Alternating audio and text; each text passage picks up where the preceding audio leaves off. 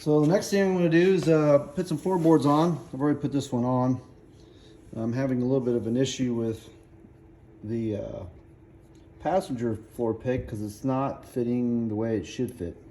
So I've got to figure something out to make the other floorboard, the passenger side. This is the Indian floorboard here. And this is the Kuryakyn floorboard. As you can see, there is a slight little problem. It's how it's going to attach. Sorry guys. How it's going to attach to the bike. Even if I want to attach it to these two holes, they're too far apart. And there's a really cool piece that's supposed to fit in there to make it all work correctly. But this, as you can tell, is opposite of this. So I'm probably going to have to manufacture something. No big deal. But as you can see, this floorboard has basically a fork, and this one does not. It's one piece. So I'll have to either cut this bracket, this Indian bracket, and make it so it can fit this, which is no biggie, or figure if there's some other kind of bracket out there that's can be easily bought.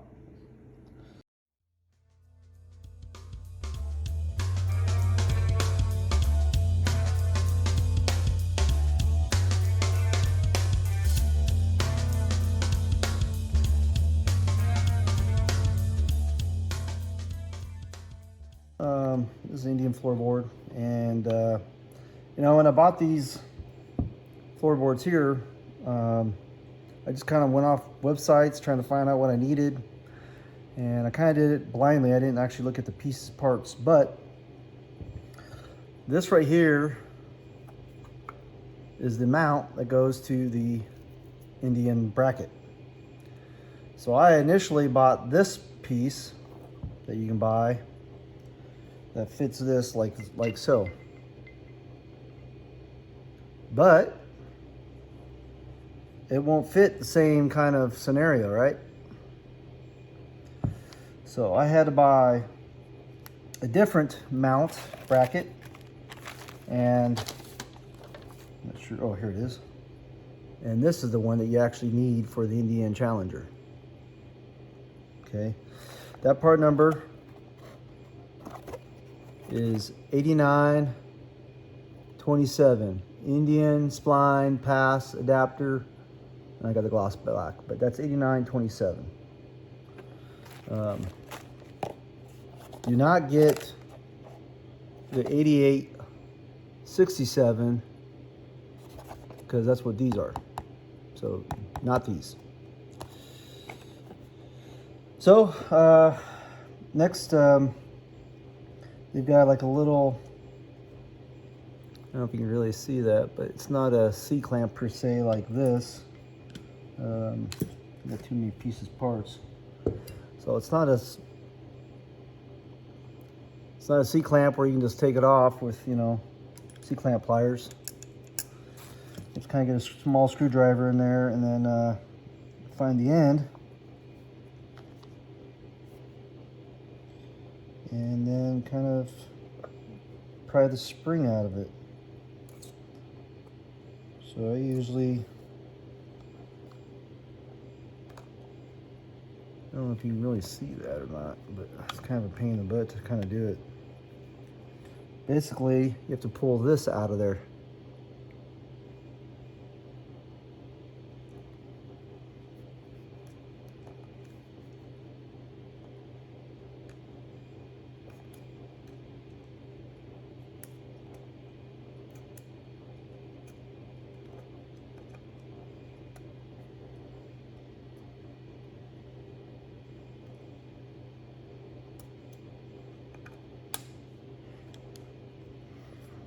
The last one took me a minute to kind of figure out how I was going to pull that sucker out of there.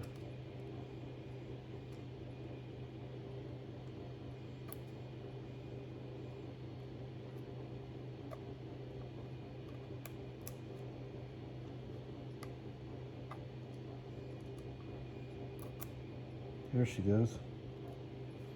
So you kind of can see how the clip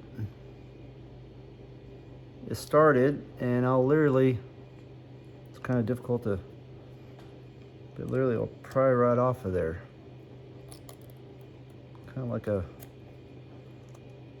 one-time use thing. Oop, there it went. So now you just gotta, and that pin is tight. It's like really tight.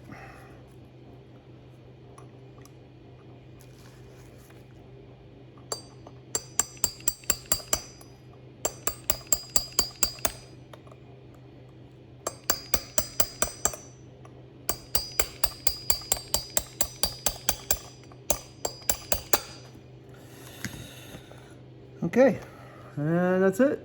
Da-da. Okay, anyway, they're all ball bearings in here that ride. So that would be like so. One thing I noticed on the other one though, it's kind of loosey-goosey, and these little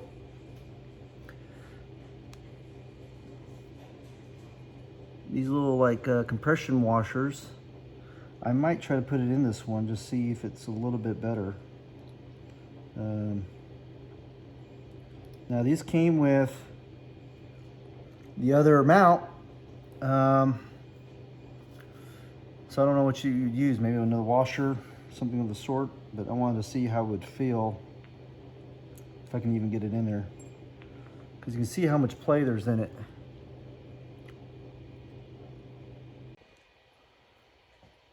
All right, funny enough, this piece here came with this kit, but did not come with this kit. But it needs it to be stiff, because my other one, I'll show you see how stiff that is? It's nice. Well, I can show you this one, which I'm gonna have to take right back off again, but see how loose that is? Trying to get a good perspective. That's gonna drive me crazy. Look how loose that is, right?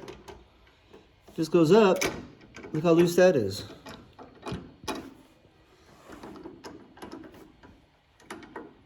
Anyway, so I'm gonna put that spring shim in there. I guess that's what you would call it. Finish this insulation up. But just kind of let you know what I'm doing. That doesn't really matter. Some people might like that little springiness. But this kit does come with C-clip. That went on a lot easier than the last one. And then this kit does come with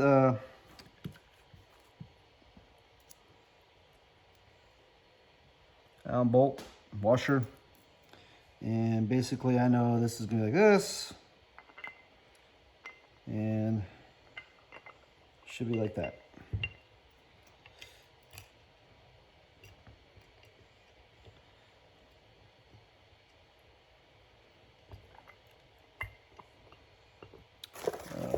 Where's my ratchet? Let me find the old ratchet. 1, 2. Oh, I do it. Frustrating. We got too much stuff going on.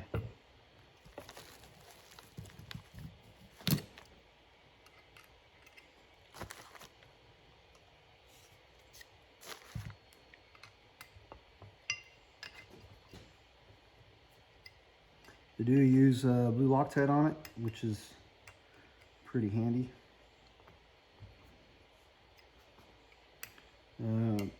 Like I said, I am going to take off the other one because that looseness is going to drive me crazy. I don't know why you would not have a spring type of washer there.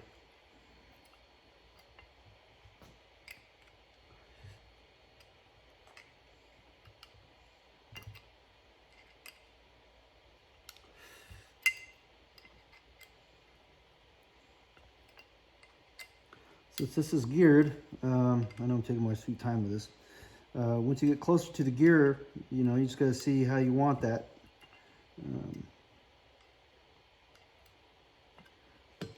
So I know I want to clock this a little bit differently than this. And I basically want it right there.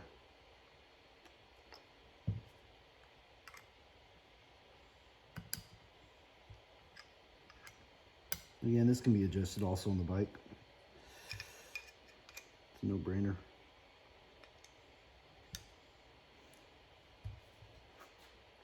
Okay, it's pretty tight. All right, let's go check it out. All right, we're back at the bike again. I know I was at the middle before. And remember, you're gonna have, there's gonna be a nut on the back side of this. And it has like a little peg, which makes it nice. And I'll get it started. Okay,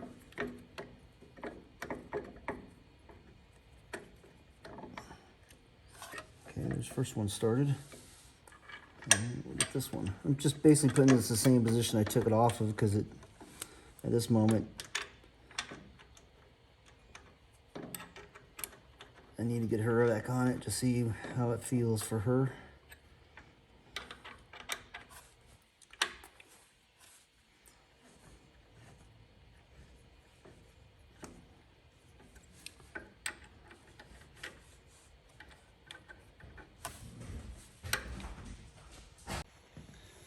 All right, so to recap one last time, I did put that like shim in there. It's like a spring shim. You can see how much more before it was loosey-goosey. And it does have a little ball bearing that it rides on. But then see how stiff it is. Coming down, boom. And those are the front floorboards. I think they look pretty sick. Again, front floorboard. Back, left side. And again, I put the shim back there. And I think she looks good. Okay. Until next time. Last thing will be a foot peg. Foot shifter, I got a Kuryakyn one for that. Again, I already put the floorboard down, so that's one last thing I got to do. Alrighty.